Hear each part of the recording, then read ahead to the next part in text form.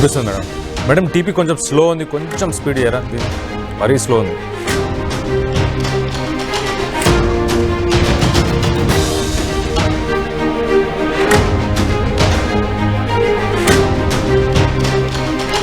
Madam చూస్తా. పెంచారా? Okay.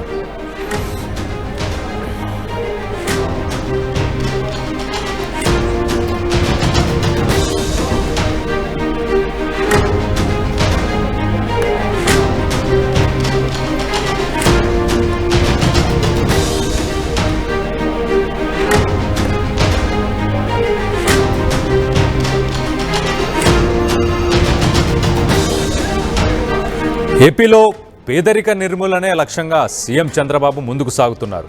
అందులో భాగంగానే P4 పథకాన్ని ప్రవేశపెట్టారు. ఈ విధానంలో ప్రభుత్వం, ప్రైవేటు సంస్థలు, దాతలు, ప్రజలు భాగస్వామ్యం కానున్నారు. సమాజంలోని అట్టడుగు 20% నిరుపేద కుటుంబాల అభివృద్ధికి, ఆర్థిక సాధికారతకు దోహదపడేలా ప్రణాళిక రూపొందించారు.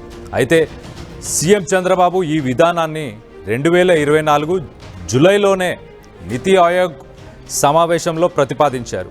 2047 నాటికి స్వర్ణాంధ్ర లక్ష్యంలో భాగంగా దీన్ని అమలు చేస్తున్నారు.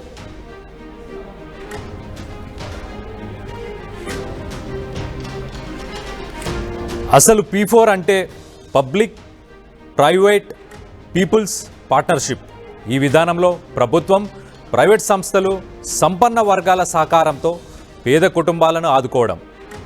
సమాజంలో పేద కుటుంబాలను దత్తత తీసుకొని వారికి ఆర్థిక సాయం, విద్య, నైపుణ్య శిక్షణ, ఉపాధి అవకాశాలు, మార్గదర్శనం అందించడం ఈ కార్యక్రమం యొక్క ప్రధాన ఉద్దేశం.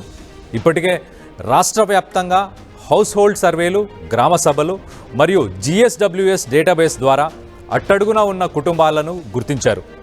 ఈ కుటుంబాలను బంగారు కుటుంబాలుగా ఎంపిక చేశారు.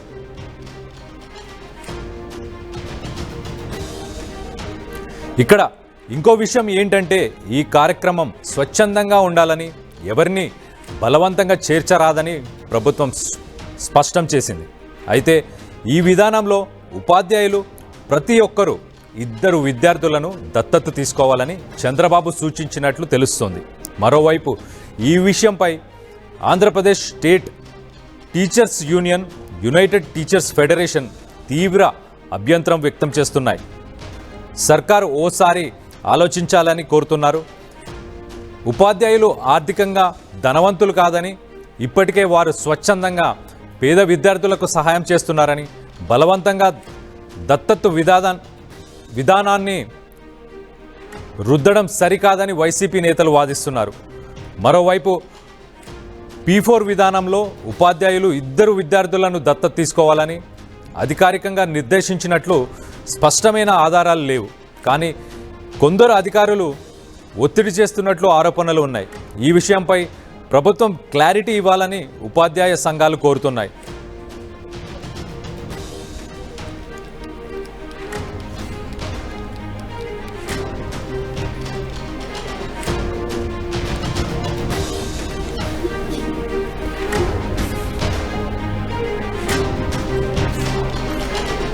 ఏపీలో పేదరిక నిర్మూలనే లక్ష్యంగా సీఎం చంద్రబాబు ముందుకు సాగుతున్నారు.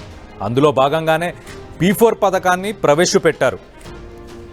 ఈ విధానంలో ప్రభుత్వం, ప్రైవేట్ సంస్థలు, దాతలు, ప్రజలు భాగస్వామ్యం కానున్నారు.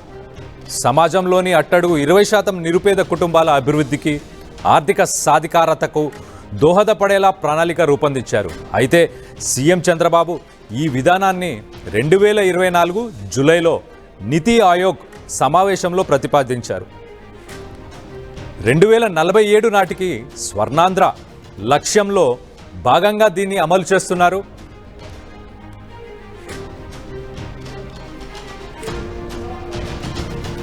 అసలు P4 అంటే పబ్లిక్ ప్రైవేట్ పీపుల్స్ పార్ట్నర్షిప్.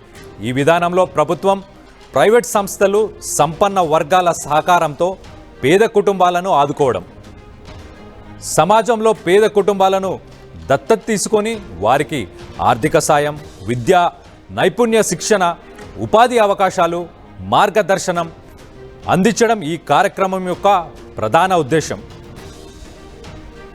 ఇప్పటికే రాష్ట్ర వ్యాప్తంగా హౌస్ హోల్డ్ సర్వేలు, గ్రామ సభలు మరియు GSWS డేటాబేస్ ద్వారా అట్టడుగున ఉన్న కుటుంబాలను గుర్తించారు. ఈ కుటుంబాలను బంగారు కుటుంబాలుగా ఎంపిక చేశారు.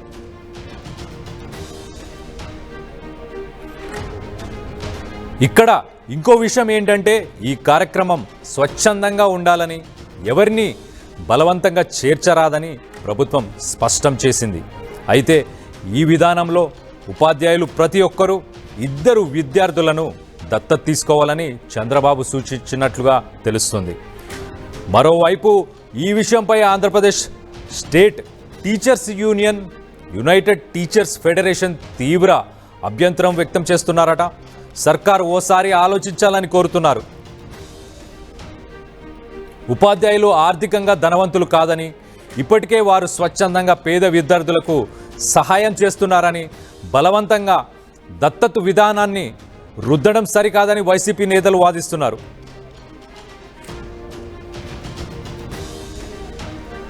మరోవైపు P4 విధానంలో ఉపాధ్యాయులు 2 విద్యార్థులను దత్తత తీసుకోవాలని అధికారికంగా నిర్దేశించినట్లు స్పష్టమైన ఆధారాలు లేవు. కానీ కొందరు అధికారులు ఒత్తిడి చేస్తున్నట్లు ఆరోపణలు ఉన్నాయి. ఈ విషయంపై ప్రభుత్వం క్లారిటీ ఇవ్వాలని ఉపాధ్యాయ సంఘాలు కోరుతున్నాయి.